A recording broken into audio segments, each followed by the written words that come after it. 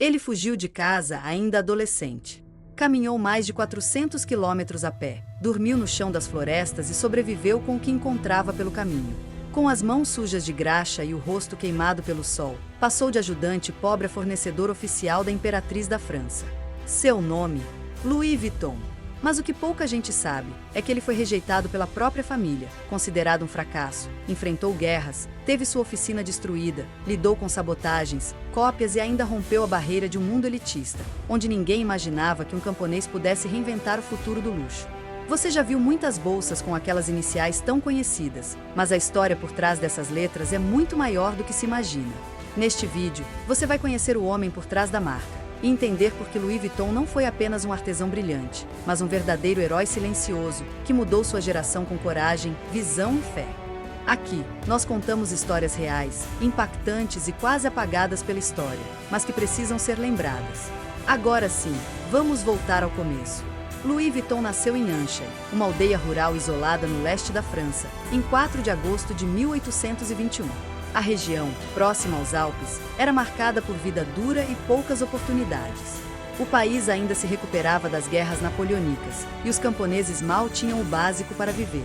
Aos 10 anos, ele perdeu sua mãe, Corone Gaillard, uma costureira piedosa que ajudava nas finanças da casa com seu ofício. Seu pai, Xavier Vuitton, era um marceneiro austero, que pouco acreditava no futuro daquele menino sonhador. Sem carinho em casa e com uma alma inquieta, Louis sentia-se preso em uma vila esquecida pelo tempo. Aos 13 anos, tomou uma decisão radical: fugir de casa e buscar uma nova vida em Paris. A jornada seria longa, mais de 450 quilômetros, e ele a faria sozinho, sem dinheiro, sem proteção e a pé. Durante o caminho, dormia ao relento, enfrentava as noites frias e comia o que conseguia. Às vezes, era acolhido por padres ou fazendeiros. Outras, expulso como um vagabundo. Ainda assim, não voltou atrás. A viagem levou mais de 2 anos. Louis parava em vilarejos, oferecia sua força em troca de comida e abrigo.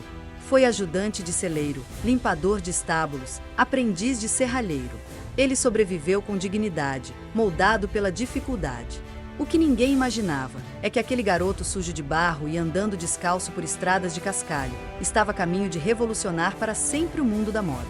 Quando finalmente chegou a Paris, por volta de 1837, Louis Vuitton tinha apenas 16 anos e nenhum centavo no bolso. A cidade, já vibrante, vivia os ventos da Revolução Industrial. O transporte ferroviário começava a crescer e, com ele, surgia uma nova necessidade: malas resistentes e práticas para longas viagens. Foi nesse cenário que Louis conseguiu seu primeiro trabalho. Tornou-se aprendiz em um ateliê especializado na fabricação de malas para a elite. O local se chamava Messier Marechal, um dos mais respeitados de toda Paris. Ali, Vuitton aprendeu com os melhores. Estudou materiais, impermeabilização, técnicas de encaixe, principalmente, como proteger objetos de valor com eficiência e elegância. O trabalho exigia precisão, descrição e paciência. Afinal, os clientes eram nobres, aristocratas e figuras da alta sociedade. Com talento e inteligência prática, Louis logo se destacou. Rapidamente passou de ajudante a artesão respeitado, até chamar a atenção de Eugênie de Montijo, a elegante esposa de Napoleão III, imperador da França. Em 1852, ela o nomeou como seu embalador oficial. Vuitton ficou responsável por preparar suas roupas e acessórios para viagens diplomáticas por toda a Europa. Era mais do que um título, era um passaporte direto para os círculos mais influentes do continente. Esse prestígio abriu portas. Em 1854, aos 33 anos, Louis inaugurou sua própria loja, uma pequena boutique na rua Neuve des Capucines, bem ao lado das grifes mais refinadas de Paris. Na fachada, lia-se, especialista em embalagem de moda. E foi ali que ele apresentou ao mundo sua primeira grande invenção, a mala Trianon. Até então, todas as malas eram arredondadas, feitas de couro e difíceis de empilhar. Vuitton mudou isso. Criou uma mala retangular, com tampa plana e estrutura leve, revestida com lona impermeável. Era fácil de empilhar, resistente à água e perfeita para os trens e navios da nova era. Foi uma revolução silenciosa, que mudou a indústria de viagens para sempre. Além disso, ele inovou usando a lona Trianon, tratada com óleo de linho, o que garantia ainda mais durabilidade e proteção contra umidade. Mais tarde, desenvolveria também fechaduras com sistema de segurança patenteado, algo completamente inédito no mercado da época. Sua clientela cresceu rapidamente.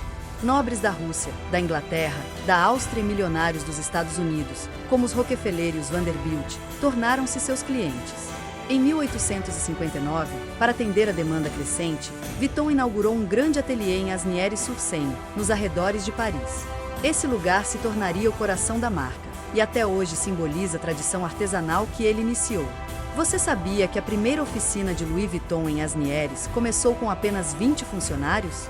10 anos depois, esse número já passava de 100 artesãos, todos treinados pessoalmente por ele, seguindo os métodos que revolucionaram a forma como o mundo via as malas de viagem.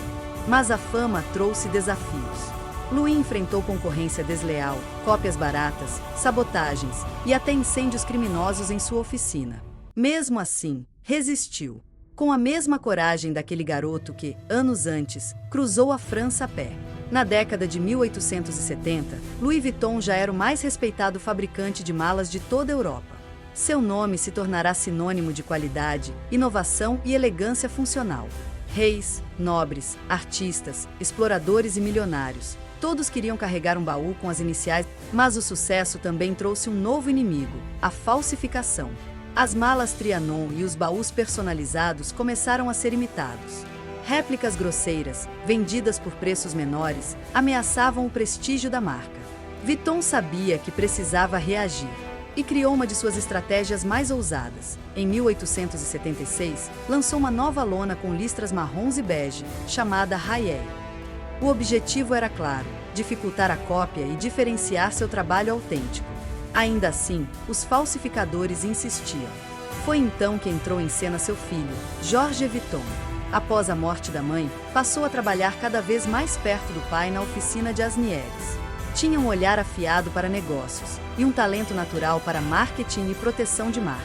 Louis Vuitton faleceu em 27 de fevereiro de 1892, aos 70 anos. Deixou para trás uma empresa sólida, respeitada, mas ainda concentrada na elite europeia. Era um homem reservado, disciplinado, obcecado pela perfeição. Nunca quis sair de Paris, nem expandir agressivamente o negócio, mas plantou as sementes de algo grandioso. E foi Georges quem fez essas sementes florescerem. Apenas 2 anos após a morte do pai, ele criou o símbolo que mudaria tudo, o monograma LV, entrelaçado com flores e padrões geométricos inspirados no Japão da Era Meiji, que estava em alta na Europa naquela época. Esse monograma não era apenas belo, era uma estratégia contra a falsificação, um selo de identidade. Um símbolo de luxo e exclusividade. E deu certo. O design virou ícone e permanece até hoje como um dos logotipos mais valiosos e reconhecidos do planeta. Mas Georges foi além. Levou a marca para o mundo. Apresentou os produtos nas grandes feiras internacionais, como a Exposição Universal de Chicago, em 1893. E transformou a Louis Vuitton de um ateliê artesanal em uma grife global. Tudo isso começou com um menino pobre, que um dia decidiu caminhar até Paris. Pouca gente sabe, mas foi Georges Vuitton quem criou o sistema de tranca única com chave universal, uma inovação genial que permitia ao viajante abrir todas as suas malas Vuitton com uma única chave. Uma ideia simples, mas revolucionária, que encantou engenheiros e milionários da época. Ao final do século XIX, o ateliê fundado por Louis já contava com mais de 200 funcionários. Aquela pequena oficina artesanal tinha se transformado em uma indústria de luxo, algo inédito na França. Georges Vuitton assumiu os negócios com o mesmo espírito visionário do pai. Sob sua liderança, a Louis Vuitton expandiu para Londres, Nova York, Bombaim e outros continentes. Em 1914, a loja na Champs-Élysées se tornou a maior do mundo em artigos de viagem. A marca atravessou guerras, crises e revoluções. Em 1987, uniu-se a Moet Hennessy, formando o grupo LVMH, o maior conglomerado de luxo do planeta. Hoje, quem comanda esse império é Bernard Arnault, o homem mais rico da França e, por vezes, do mundo. Sob sua gestão, a Louis Vuitton alcançou mais de 70 países, 400 lojas e um faturamento anual superior a 20 bilhões de dólares. Mas, apesar de tudo isso, o mais impressionante é que o espírito artesanal de Louis ainda vive. Suas malas continuam sendo feitas à mão. O museu em Asnières, a antiga casa da família, guarda seus primeiros desenhos, suas ferramentas e os primeiros baús. É um santuário, uma homenagem ao menino que um dia cruzou a França com os pés no chão e a cabeça cheia de sonhos. Louis Vuitton foi mais que um artesão. Foi um herói silencioso, um símbolo vivo da resiliência humana. Começou do nada, enfrentou a fome, o abandono, o preconceito, mas nunca desistiu. Ele não teve atalhos, teve coragem. Hoje, seu nome é sinônimo de luxo, mas seu maior legado não está no couro ou nas monogramas. Está na lição que ele nos deixou, que com fé, trabalho e persistência, até o impossível pode ser alcançado. Hoje, a Louis Vuitton emprega milhares de pessoas ao redor do mundo, forma artesãos, inspira empreendedores e continua levando adiante o exemplo de um homem que ousou sonhar e construiu, com as próprias mãos, um império que atravessou séculos. Louis não apenas reinventou o luxo, ele provou que a dor pode virar propósito, que a pobreza não define o destino e que até mesmo um órfão pode deixar um nome gravado para sempre na história. Agora eu te pergunto, quantos Louis ainda existem por aí, lutando em silêncio, esperando uma chance? Será que um deles é você? Se essa história te inspirou, deixa seu comentário. Me conta, o que mais tocou o seu coração nessa jornada? Compartilhe esse vídeo com alguém que precisa de esperança.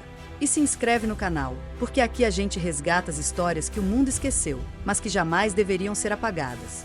Aqui, a gente conta a história dos verdadeiros heróis.